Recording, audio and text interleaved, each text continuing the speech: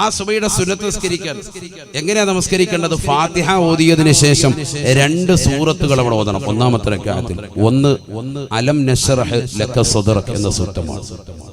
അതിനോട് ചേർത്ത് സൂറത്തുൽ കാഫിറൂൻ ഖുൽ യാ അയ്യുഹൽ കാഫിറൂൻ എന്നുള്ള സൂക്തം. രണ്ടാമത്തെ റക്അത്തിൽ ഫാത്തിഹയ്ക്ക് ശേഷം അലം തറ കൈഫ ഫഅല റബ്ബുക ബി അസ്ഹാബിൽ ഫീൽ സൂറത്തുൽ ഫീൽ, അതിനോടൊപ്പം തന്നെ ഖുൽ ഹുവല്ലാഹു അഹദ് അഥവാ സൂറത്തുൽ ഇഖ്ലാസ്. ഇങ്ങനെ നിസ്കരിക്കണം. അങ്ങനെ നിസ്കരിച്ചാൽ എന്താ? അന്നത്തെ ദിവസം ഒരു വനോവശവും ഉണ്ടാവൂല, ഒരു ദുഃഖവാർത്ത അവന് ഉണ്ടാവൂല, ഒരു വേദനാജനകമായ ഒന്നും ഉണ്ടാവൂല, ശാരീരികമാകുന്ന ഒരു അസ്വസ്ഥ അവന് ഉണ്ടാവൂല എന്ന് സയ്യിദുനാ റസൂലുള്ളാഹി. അല്ലാഹു അമൽ ചെയ്യാൻ തൗഫീഖ് നൽകട്ടെ. ഞാനിത് പറഞ്ഞത് ഒരു അമലിനാണ്. വാത് കഴിഞ്ഞ് നമ്മൾ പോകുമ്പോൾ നമ്മുടെ ജീവിതത്തിൽ അമലിന് എന്തെങ്കിലും കിട്ടണം, അതിനാണ് ഇത് പറഞ്ഞത്. അല്ലാഹു തൗഫീഖ് നൽകട്ടെ. ബിസ്മില്ലാഹിർ റഹ്മാനിർ റഹീം. അലം നശ്റഹ് ലക സദ്റക വവളഅനാ അൻക വിസ്റക അല്ലദീ അൻഖദ ളഹറക വറഫഅനാ ലക ദിക്റക ഫഇന്ന മഅൽ ഉസ്രി യുസ്റാ ഇന്ന മഅൽ ഉസ്രി യുസ്റാ ഫഇദാ ഫറഗത ഫൻസബ് വഇലാ റബ്ബിക ഫർഗബ്. ബിസ്മില്ലാഹിർ റഹ്മാനിർ റഹീം. قل يا أيها الكافرون لا أعبد ما تعبدون ولا أنتم عابدون ما أعبد ولا أنا عابد ما عبدتم ولا أنتم عابدون ما أعبد لكم دينكم ولي دين. ഒന്നാമത്തെ റക്അത്ത്. രണ്ടാമത്തെ റക്അത്തിൽ ഫാത്തിഹയ്ക്ക് ശേഷം വീണ്ടും ബിസ്മില്ലാഹിർ റഹ്മാനിർ റഹീം. അലം തറ കൈഫ ഫഅല റബ്ബുക ബിഅസ്ഹാബിൽ ഫീൽ അലം യജ്അൽ കൈദഹും ഫീ തദ്ലീൽ വഅർസല അലൈഹിം ത്വയ്റൻ അബാബീൽ തർമീഹിം ബിഹിജാറത്തിൻ മിൻ സിജ്ജീൽ ഫജഅലഹും കഅസ്ഫിൻ മഅകൂൽ. ബിസ്മില്ലാഹിർ റഹ്മാനിർ റഹീം. قل هو الله أحد الله الصمد لم يلد ولم يولد ولم يكن له كفوا أحد. ഇങ്ങനെ ഈ 2 സൂറത്ത് ഓതി നിസ്കരിച്ചാൽ എന്താ കിട്ടുന്ന നേട്ടം? നബിയുനാ റസൂലുള്ളാഹി സ്വല്ലല്ലാഹു അലൈഹി വസല്ലം തങ്ങൾ പറയുകയാണ്, മൻ സ്വല്ലാ സുന്നതൈ സുബ്ഹി ബി അലം അലം ലം യജിദുഹു ഫീ ദാലികൽ യൗമി അലമുൻ സദഖ റസൂലുള്ളാഹി. ആരൊരുവൻ സുബഹി നമസ്കാരത്തിന്റെ സുന്നത്തിൽ അലം അലം എന്ന സൂക്തം ഓതിക്കൊണ്ട് നമസ്കരിച്ചിട്ടുണ്ടോ അവൻ അന്നത്തെ ദിവസം ഒരു മനോവിഷമമോ ദുഃഖമോ വേദനാജനകമായ ഒന്നും തന്നെ ഉണ്ടാവുകയില്ല എന്ന് ഹബീബുനാ ശഫീഉനാ റസൂലുള്ളാഹി. അല്ലാഹു തൗഫീഖ് നൽകട്ടെ. ഇതൊക്കെ മലബാറിലൊക്കെ വാഴ്ന്നു പറഞ്ഞിട്ട് ആയിരക്കണക്കിന് സഹോദര സഹോദരിമാരാണ് അമൽ ചെയ്തിട്ട് ഇന്നും വിളിച്ചു പറയുന്നു, ഉസ്താദേ ഭയങ്കര റാഹത്താണ്, വേറെ ഒന്നും ഇല്ലായിരിക്കും. ഈ ഒരു സൂക്തം ഓതി നമസ്കരിച്ചിട്ട് കിട്ടുന്ന നിർവൃതി ചെറുതല്ല. കാരണം ഇത് ആരാ പഠിപ്പിച്ചത്? ഹബീബ് മുഹമ്മദ് മുസ്തഫ സല്ലല്ലാഹു അലൈഹി വസല്ലമ തങ്ങൾ പഠിപ്പിച്ചതാ, റസൂലുള്ളാഹി പറഞ്ഞു തന്നതാ. പിന്നെ നമ്മളതിനെ മടിക്കുന്നത്? ഇത് മുസ്ലിം ഉമ്മത്ത് സുന്നത്ത് ജമാഅത്തിന്റെ അഹ്ലുകാർക്കുള്ളതല്ലേ? ബദ്അത്താര് കാണുന്നതൊക്കെ ഇല്ലാതാക്കി കൊണ്ട് നടക്കല്ലേ? ഇത് അഹ്ലുസ് സുന്നത്തി വൽ ജമാഅത്തിന്റെ ആദർശധീരരായ പ്രവാചകന്റെ അനുരാഗികളാകുന്ന പ്രവാചകന്റെ പ്രകീർത്തനങ്ങളും അപദാനങ്ങളും വാഴ്ത്തുന്ന റസൂലുള്ളാഹിക്ക് വേണ്ടി സലാത്തുകൾ അധികരിപ്പിക്കുന്ന മുഅ്മിനീങ്ങൾക്കുള്ളതല്ലേ? ഇത് പറഞ്ഞു തന്നിട്ടുള്ള അവരല്ലേ ഇത് ചെയ്യേണ്ടത്. അല്ലാഹു തൗഫീഖ് നൽകട്ടെ. അതുകൊണ്ട് ഇന്ന് മുതൽ ഒരൊറ്റ സഹോദര സഹോദരിമാരും ഇൻഷാ അല്ലാഹ് ഇത് അമൽ ചെയ്യാതിരിക്കരുത്. നാളത്തെ പ്രഭാതം മുതൽ അഥവാ സുബഹിയുടെ 2 റക്അത്ത് സുന്നത്ത് നമസ്കാരം അല്ലാഹു തആലക്ക് വേണ്ടി നമസ്കരിക്കുന്നു എന്ന് നിയ്യത്ത് ചെയ്ത് ഫാത്തിഹ ഓതിയിട്ട് ഇൻഷാ അല്ലാഹ് ഈ സൂക്തങ്ങൾ ഓതി നമസ്കരിക്കണം. ഒന്നാമത്തെ റക്അത്തിൽ അലം നശ്റഹ് ഖുൽ യാ അയ്യുഹൽ കാഫിറൂൻ എന്ന സൂക്തം, രണ്ടാമത്തെ റക്അത്തിൽ അലം തറ കൈഫ ഫഅല റബ്ബുക ബി അസ്ഹാബിൽ ഫീൽ എന്നുള്ള സൂറത്തുൽ ഫീൽ ഓതി അതിനോടൊപ്പം തന്നെ സൂറത്തുൽ ഇഖ്ലാസ് ഖുൽ ഹുവല്ലാഹു അഹദ് ഓതി നമസ്കരിക്കുക. ഞാൻ എന്തിനാ ഇത് പറയുന്നത്? നിസ്കാരം കഴിഞ്ഞാൽ തഹജ്ജുദ് നമസ്കരിച്ച ആളുകൾക്കും ചില പണ്ഡിതന്മാർ പറയുന്നു അല്ലാത്തവർക്കും വലതുവശം ചെരിഞ്ഞൊരു കടത്തം ഫർദ് നമസ്കാരത്തിന് മുമ്പായി സുന്നത്തുണ്ട്. വലതുവശം ചെരിഞ്ഞൊരു ചെറിയ കടത്തം, വലത് കവിളുത്തടത്തിലേക്ക് അവന്റെ വലത് കൈയുടെ ഉൾത്തടം വെച്ചിട്ട് ചെറിയൊരു കടത്തം. അവിടെ കിടന്ന് ആചാരം ഉറങ്ങിപ്പോകാനല്ല, 7 മണിക്ക് എഴുന്നേറ്റ് പോകുന്ന സൈസാകരുത്. ചെറിയൊരു കടത്തം. നാളെ മുതൽ പള്ളിക്കകത്ത് മുഴുവൻ എല്ലാവരും പായും തലവണയും വെച്ച് കിടക്കുക, അതല്ല, ചെറിയൊരു കടത്തം. എന്തിനാ അവിടെ കിടക്കുന്നത്? ഒരു ദുആ ചെയ്യാനാണ്, അതിനുവേണ്ടി മാത്രമാണ്. ആ ദുആ പഠിപ്പിക്കുകയാണ് ഇവിടെ. എന്താണ് ആ ദുആയിലുള്ളത്?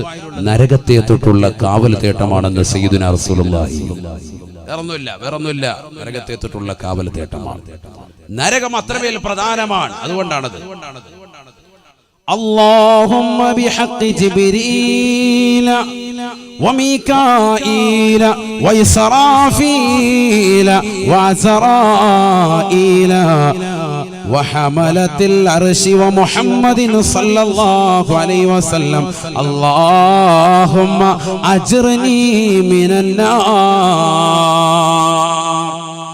നബിയനാ റസൂലുള്ളാഹി സ്വല്ലല്ലാഹു അലൈഹി വസല്ലമ തങ്ങൾ ഉറപ്പെടുത്തുകയാണ്, സുബഹിയുടെ സുന്നത്ത് നമസ്കരിച്ചിട്ട് വലത് വശത്തേക്ക് തിരിഞ്ഞ് വലത് കവിളുത്തടത്തിലേക്ക് അവന്റെ വലത് കൈയുടെ ഉള്ളം കൈ വെച്ചുകൊണ്ട് ചേർത്ത് വെച്ചുകൊണ്ട്, സഹോദരാ സഹോദരി നീ പറയണേ, അല്ലാഹുമ്മ ബിഹഖി ജിബ്രീല വമീകാഈല വഇസ്റാഫീല വഅസ്റാഈല വഹമലത്തിൽ അർശ് വമുഹമ്മദിൻ സ്വല്ലല്ലാഹു അലൈഹി വസല്ലം اللهم أجرني من النار.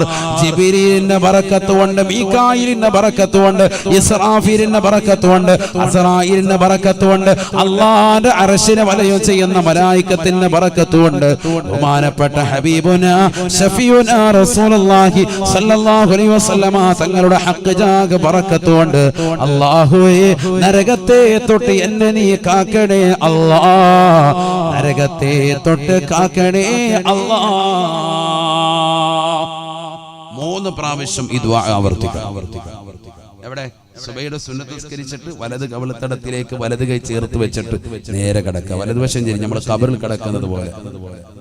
ഖബറിൽ കൈ കെട്ടിയായിരിക്കും, ഇവിടെ കൈ കവിളുത്തടത്തിലോട്ട് ചേർത്ത് വെച്ചിട്ട് കിടക്കുക. എന്നിട്ട് ഈ ദുആ ചെയ്യണം. അല്ലാഹു തൗഫീഖ് നൽകട്ടെ. അപ്പൊ അവിടെയും നരകത്തെത്തിനുള്ള കാവൽ. രാവിലെ എഴുന്നേറ്റപ്പോഴും കാവൽ തേടിയ മനുഷ്യനാണ്. മനസ്സിലായിക്കോണം, അല്ലാഹു അമൽ ചെയ്യാൻ തൗഫീഖ് നൽകട്ടെ.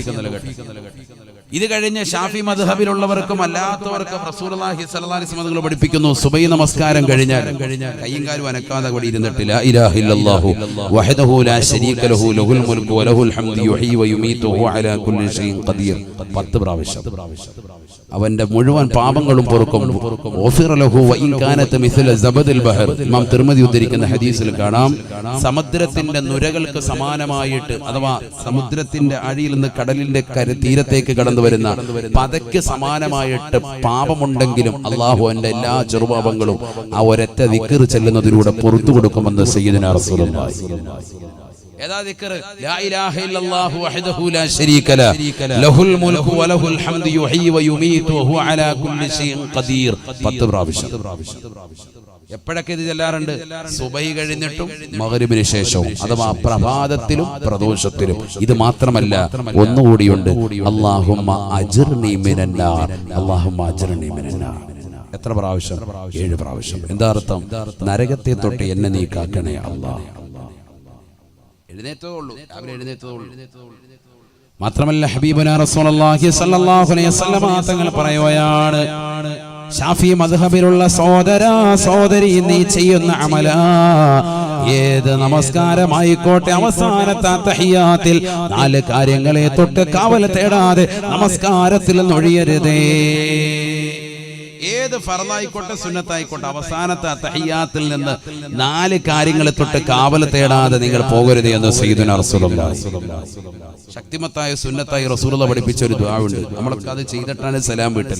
ഏതാണത്? اللهم إني أعوذ بك من عذاب القبر ومن عذاب النار ومن فتنة المحيا والممات ومن فتنة المسيح الدجال. അല്ലാഹുവേ, ഖബർ ജീവിതത്തിൽ നിന്ന് നീ രക്ഷിക്കണേ അല്ലാഹ്. വമിൻ അദാബിൻ നാർ, നരകീയ ശിക്ഷയെ തൊട്ട് കാക്കണേ അല്ലാഹ്. വമിൻ ഫിത്നത്തിൽ മഹ്യാ വൽ മമാത്, ജീവിച്ചിരിക്കുന്ന കാലഘട്ടത്തിലുള്ള ഫിത്നകളെ തൊട്ടും മരണാസന്ന വേളയിലുള്ള ഫിത്നകളെ തൊട്ടും എന്നെ നീ കാക്കണേ അല്ലാഹ്.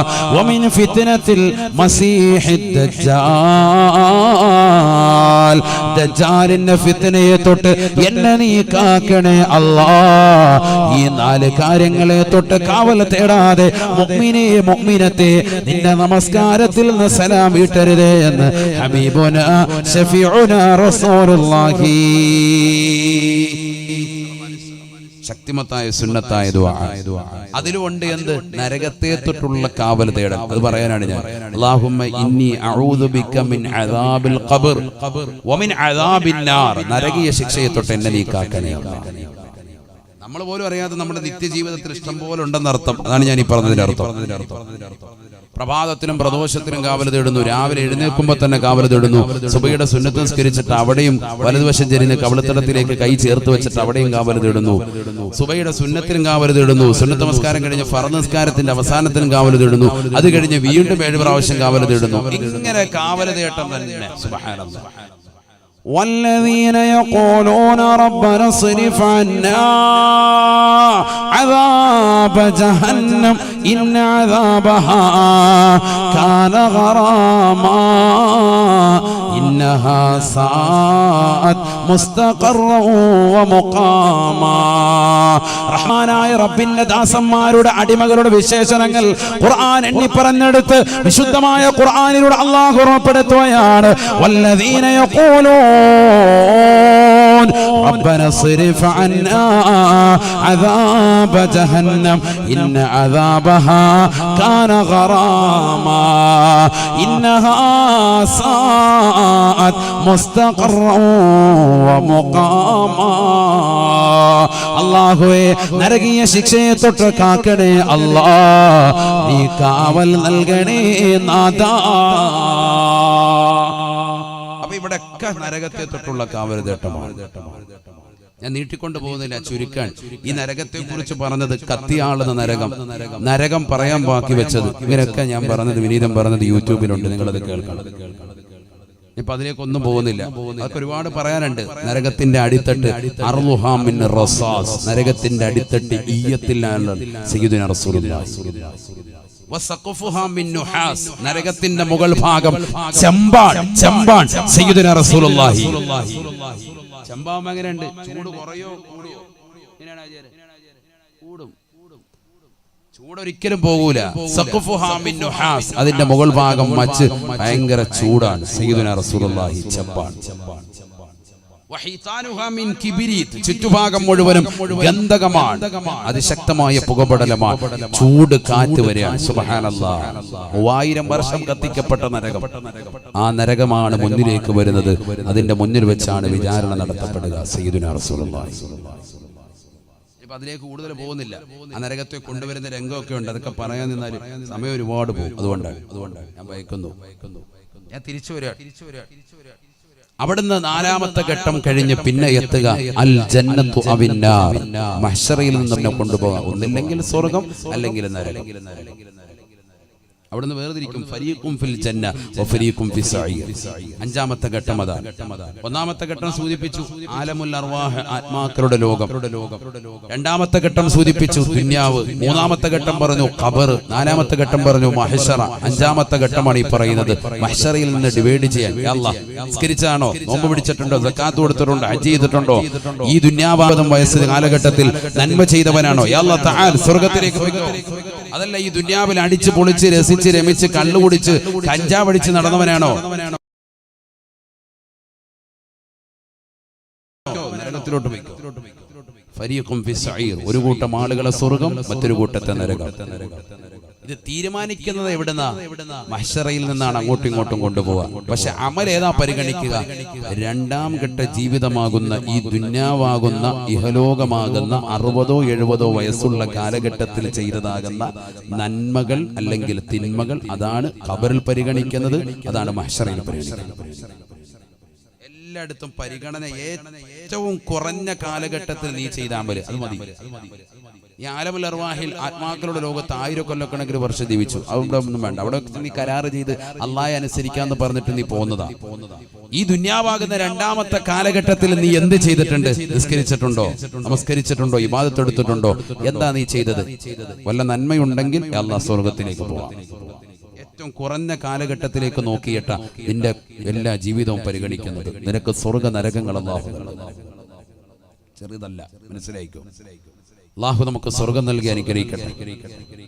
അല്ലാഹു നൽകി അനുഗ്രഹിക്കട്ടെ. സ്വർഗം നിനക്കൊരു മസ്കനായി ലഭിച്ചെങ്കിലേ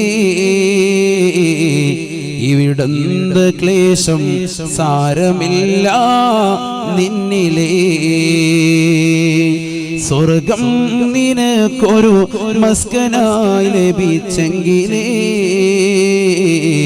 ഇവിടുന്ന് ക്ലേശം സാരമില്ല നിന്നിലേ. ജനമോക്കയും തൃണ വൽഗണിച്ചാൽ തന്നെയും മനം നൊന്തിടണ്ട തിബർ തന്ന പിന്നെയും. ആരോക്കെ നിന്നെ ദരിദ്രനായി കണ്ടെങ്കിലും കോടീശ്വരൻ തന്നെ നീയേക്കാലത്തിലും. സ്വർഗം നിനക്കൊരു മസ്കനായി ലഭിച്ചെങ്കിലേ ഇവിടുന്ന് ക്ലേശം സാരമില്ല നിന്നിലേ. അല്ലാഹു നമുക്ക് സ്വർഗം നൽകി അനുഗ്രഹിക്കട്ടെ. ബഹുമാനപ്പെട്ട തഴവ ഉസ്താദ് അല്ലാഹു അടുത്ത ദറജ ഉയർത്തുമാറാവട്ടെ. അവരുടെ പൊരുത്തം അല്ലാഹു നമുക്ക് നൽകി അനുഗ്രഹിക്കട്ടെ. സ്വർഗത്തിൽ ആദ്യം കിട്ടുന്ന ഫുഡ് ഏതാണെന്ന് ഒരിക്കൽ സഹാബത്ത് നബിയോട് ചോദിക്കുക. മാ അവ്വലുമായി യഅ്കുലു അഹ്ലുൽ ജന്ന. സ്വർഗത്തിൽ പോകണ്ടേ?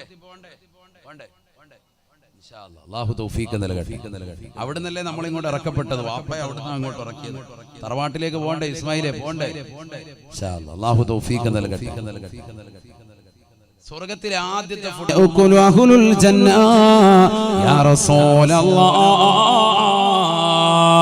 നബിയേ നബിയേ സ്വർഗത്തിൽ ആദ്യമായി വിരുന്ന് നൽകുന്നത് ഏതാണ്? സ്വർഗത്തിലെ ഭക്ഷണം ഏതാണ്? അല്ലാഹുവിന്റെ റസൂൽ പറയുകയാണ് സഹാബാ കബ്ദുൽ ഹൂത്. വലിയൊരു മത്സ്യത്തിൽ റസൂലുള്ളാഹി സ്വല്ലല്ലാഹു അലൈഹി വസല്ലം തങ്ങളോട് ചോദിക്കുകയാണ് അഫിൽ ജന്നതി അൽഅകുലു വശുർബു യാ റസൂലല്ലാഹ്.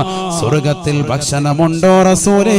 സ്വർഗ്ഗത്തിൽ പാനീയമുണ്ടോ റസൂലേ? അല്ലാഹുവിന്റെ റസൂൽ പറയുകയാണ് നഅം അസിയദ മിനദ് ദുനിയാ.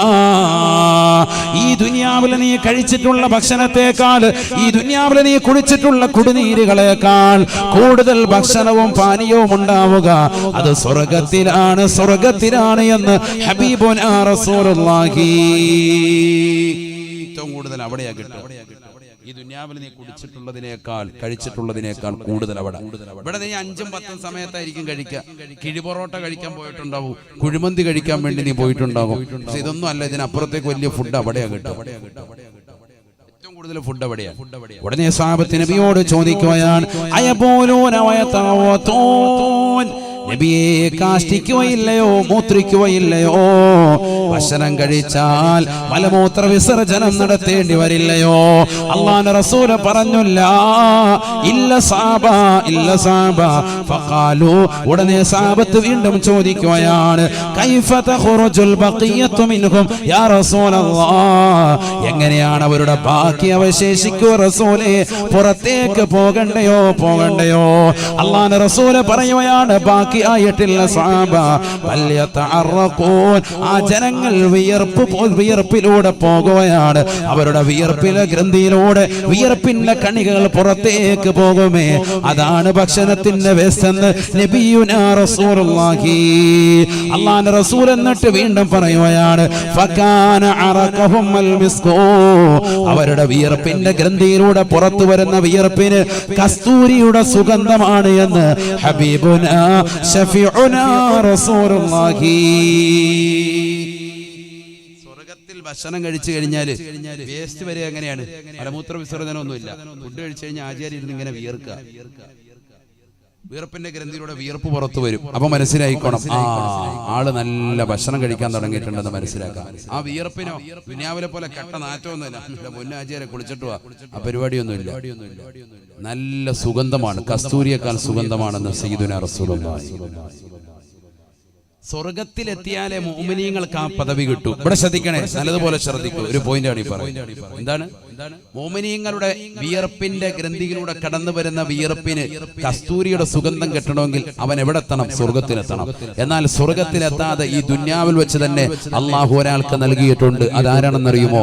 ഹബീബ് മുഹമ്മദ് മുസ്തഫ സല്ലല്ലാഹു അലൈഹി വസല്ലം തങ്ങളാണ്. നമ്മൾ സ്വലാത്ത് ചെല്ലുന്ന മദീനയിലെ രാജകുമാരന് ഈ ദുന്യാവിൽ ജീവിച്ചിരിക്കുന്ന കാലഘട്ടത്തിൽ തന്നെ വിയർപ്പിന്റെ ഗ്രന്ഥിയിലൂടെ പുറത്തു വരുന്നതാകുന്ന വിയർപ്പിന് കസ്തൂരിയുടെ സുഗന്ധമായിരുന്നു. ആരാ പറഞ്ഞത്? സഹീഹുൽ ബുഖാരി. ഇത് ചുമ്മാ വിദഗ്ധാര്, സാധാരണ മനുഷ്യനാണ്. ഇപ്പോഴും തന്നെ പരിപാടി, പഴയ വല്ലവി ഇപ്പോഴും ഇട്ടുകൊണ്ടിരിക്കുക, പഴയ കാസറ്റ് ഇപ്പോഴും ഇട്ട് ഓടിച്ചോണ്ടിരിക്കുക. ആരാണ്? റസൂലുള്ളാഹി സ്വല്ലല്ലാഹു അലൈഹി വസല്ലം. അസ്മാ റളിയല്ലാഹു തആല അൻഹ പറയുകയാണ്, അല്ലാഹുവിന്റെ റസൂലിന്റെ ഭാര്യയാണ്.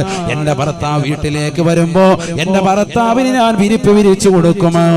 എന്റെ ഭർത്താവിന് ഞാൻ വിരിപ്പിരിച്ചു കൊടുക്കും. കാരണം എന്റെ ഭർത്താവിന് വിയർപ്പ് കൂടുതലുള്ള മനുഷ്യനാണ്. അല്ലാഹുവിന്റെ റസൂലിന് വിയർപ്പ് ഞാൻ വിരിച്ചു കൊടുക്കുകയാണ്.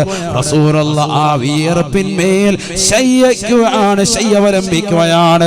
റസൂലുള്ളാഹി എഴുന്നേൽക്കുമ്പോ ആ വിയർപ്പിന്റെ കണികൾ പറ്റിയതാകുന്ന തുണിയെടുത്തുകൊണ്ട് ഞാനൊരു കുപ്പിയിലേക്ക് പിഴിഞ്ഞെടുക്കുമായിരുന്നു. എന്റെ മക്കൾക്ക് സുഗന്ധമായി തേച്ചു കൊടുക്കുമായിരുന്നു. രോഗങ്ങൾ വരുമ്പോൾ കൊടുക്കുമായിരുന്നു.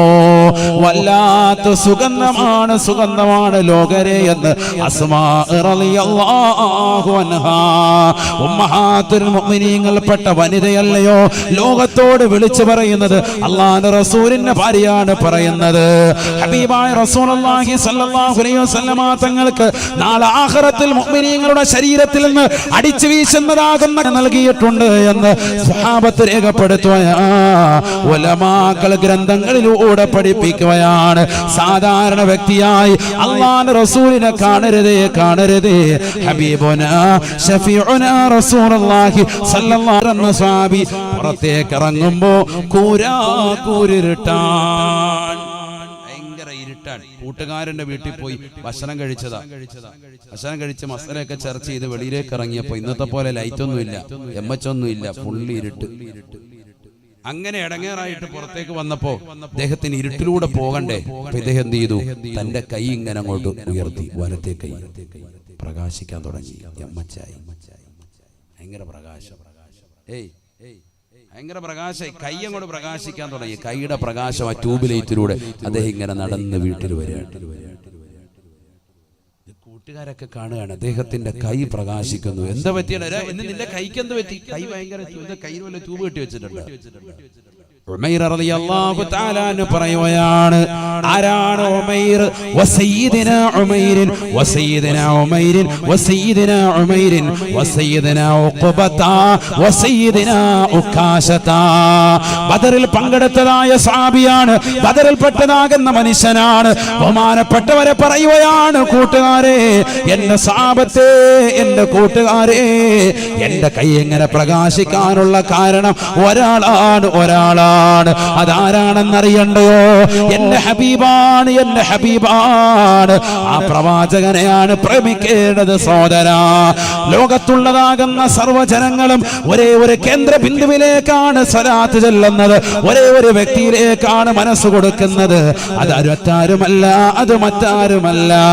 അനുരാഗത്തിന്റെ അലമാലകൾ കൊണ്ട് ആലിംഗനം ചെയ്ത് ചുടുചുംബനം കൊടുത്ത് കെട്ടിപ്പിടിക്കേണ്ട നേതാവ് ഹബീബുനാ ശഫീഉനാ റസൂലുള്ളാഹി.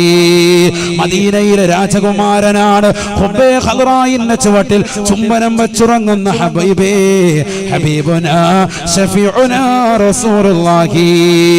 ബഹുമാനപ്പെട്ട ഉമൈർ റളിയല്ലാഹു അൻഹു പറയുകയാണ്, ഉസൈദ് എന്ന കൂട്ടുകാരന്റെ വീട്ടിൽ നിന്ന് പുറത്തിറങ്ങിയപ്പോൾ കിട്ടിയതായ നേട്ടമല്ല എന്റെ കൈ പ്രകാശിക്കാനുള്ള കാരണം. ഞാൻ എന്റെ റസൂലിന്റെ കയ്യിലേക്ക് എന്റെ കൈ ഒരിക്കൽ ചേർത്ത് വെച്ച് പോയി. റസൂലുള്ളാഹിന്റെ മുന്നിൽ വെച്ചുകൊണ്ട് ഞാൻ ഇതാ ശപഥം ചെയ്തു പോയി, അല്ലാഹുവിന്റെ റസൂലേ, ഞാൻ അങ്ങേ അനുസരിച്ചുകൊണ്ട് ജീവിച്ചു കൊള്ളാം, ഇനി ദീനിനെതിരായി എന്റെ ജീവിതത്തിലൊന്നും ഉണ്ടാവൂല എന്ന് പറഞ്ഞ് റസൂലുള്ളാഹിന്റെ കൈക്ക് പിടിച്ച് മുസാഫഹത്ത് ചെയ്തതാണ്. ഒരു സെക്കൻഡ് മാത്രമാണ് അതുണ്ടായിട്ടുള്ളത്. പക്ഷേ മാമസിസ്തു യമീനി ബിദകരി മുൻദു അന്നി ബായഅതു നബിയ സല്ലല്ലാഹു അലൈഹി വസല്ലം. എന്റെ ഹബീബിനെ തൊട്ട കൈയാണ് ഈ കൈ കൊണ്ട് ഞാൻ ഇന്ന് വരെ എന്റെ ജനനേന്ദ്രിയത്തിലേക്ക് കൊണ്ടുപോയിട്ടില്ല. എന്റെ വലത് കൈ റസൂലുള്ളാഹിന്റെ കയ്യിൽ പതിച്ചതാണ്. ആ മഹത്വം മനസ്സിലാക്കി ഈ വലത് കൈ കൊണ്ട് ഞാൻ എന്റെ ജനനേന്ദ്രിയത്തിൽ ലൈംഗിക അവയവത്തിൽ സ്പർശിച്ചിട്ടില്ല. ഇന്ന് വരെ സ്പർശിക്കേണ്ട ഒരു സാഹചര്യം ഉണ്ടായ മുഴുവൻ സമയങ്ങളും ഞാൻ ഇടത് കൈയാണ് ഉപയോഗിച്ചിട്ടുള്ളത്. റസൂലുള്ളാഹി തൊട്ട കൈയാണ്. അതുകൊണ്ട് ഈ കൈ ഞാൻ അങ്ങനെ സൂക്ഷിച്ചു പോന്നു. അതിൽ പിന്നെ കൈ പ്രകാശിക്കുകയാണ്, പ്രകാശിക്കുകയാണ്, പ്രകാശിക്കുകയാണ്. സംശയമുണ്ടോ സഹോദരാ? സംശയമുണ്ടോ സഹോദരി? സംശയിക്കേണ്ടതില്ല, സംശയിക്കേണ്ടതില്ല. ഈ പ്രവാചകരല്ലേ ആയിഷ ഉമ്മ റളിയല്ലാഹു അൻഹ വീടിന്റെ അകത്തളങ്ങളിൽ വസ്ത്രം നെയ്തുകൊണ്ടിരിക്കുന്ന സമയത്ത് സൂചി നിലത്തേക്ക് പോകുകയാണ്. അല്ലാഹുവിന്റെ റസൂൽ കടന്നു വരുകയാണ്. ഫദഖല അലയ്യ റസൂലുള്ളാഹ്, പ്രകാശത്തിന്റെ പ്രോജ്വല പ്രഭയുടെ രൂപം അല്ലാഹുവിന്റെ റസൂൽ വീട്ടിലേക്ക് കടന്നു വന്നപ്പോ എനിക്ക് താഴെ വീണ് സൂചി കാണാൻ സാധിച്ചു എന്ന് ആയിഷ ബീവി റളിയല്ലാഹു അൻഹ. ആ ശരീരം മുഴുവനും പ്രകാശമാണ്. നൂറുൻ അലാ നൂർ, പ്രകാശത്തിന്മേൽ പ്രകാശമാണ്, പ്രകാശമാണ്. ഹബീബ് റസൂലുള്ളാഹി. പിന്നെങ്ങനെ കൈ തട്ടിയാ പ്രകാശിക്കാതിരിക്കും? കൈ തട്ടിയപ്പോ എന്റെ കൈ അതേപോലെ പ്രകാശിക്കാൻ തുടങ്ങി. അനുപറയാണ് ഉമൈർ റളിയല്ലാഹു അൻഹു പറയാണ്. മനസ്സിലാക്കണം, ഇതൊരു സാധാരണ മനുഷ്യനല്ല. ആ മനുഷ്യനെ ശരിക്കും ഹൃദയത്തിൽ എത്തിക്കും. ഇതൊരു സാധാരണ വ്യക്തിയല്ല. അഷ്റഫുൽ ഖൽഖാൻ മുഹമ്മദ് മുസ്തഫ. محمد سيد الكونين والثقلين والفريقين من عرب ومن عجم مولاي صلي وسلم دائما أبدا على حبيبك خير الخلق كلهم. ആ റസൂലുള്ളാഹിയെ ശരിക്കും നമ്മൾ സ്നേഹിക്കുന്നുണ്ടോ എന്ന് ചിന്തിക്ക് നോക്ക് സഹോദരങ്ങൾ. സ്നേഹിക്കുന്നുണ്ടെങ്കിൽ ഈ ദുനിയാവിൽ ഒരു പ്രശ്നവും നിനക്കുണ്ടാവൂല, ഒരു പ്രശ്നം ഉണ്ടാവൂല. നബി സല്ലല്ലാഹു അലൈഹി വസല്ലം തങ്ങൾ പഠിപ്പിച്ച ആദർശം അനുസരിച്ച് നീ നിലകൊള്ളുകയാണെങ്കിൽ ഈ ദുനിയാവിൽ നീ ആരെയും പേടിക്കണ്ട, ആരെയും പേടിക്കണ്ട. നിന്നെ ലോകത്തുള്ള മുഴുവൻ സൃഷ്ടികളും പേടിക്കും. അങ്ങനെയാണ് റസൂൽ പഠിപ്പിച്ചത്. മൻ ഖാഫല്ലാഹ ഖാഫഹു കുല്ലു ശൈ, അല്ലാഹുവിനെ പേടിച്ചവനെ ലോകം മുഴുവനും പേടിക്കുമേ എന്ന് ഹബീബായ റസൂലുള്ളാഹി. അള്ളയെ പേടിച്ചവന് ലോകം മുഴുവൻ പേടിക്കും, എല്ലാവരും പേടിക്കും. അള്ളാഹെ പേടിക്കണം, എങ്കിലേ രക്ഷപ്പെടുള്ളൂ.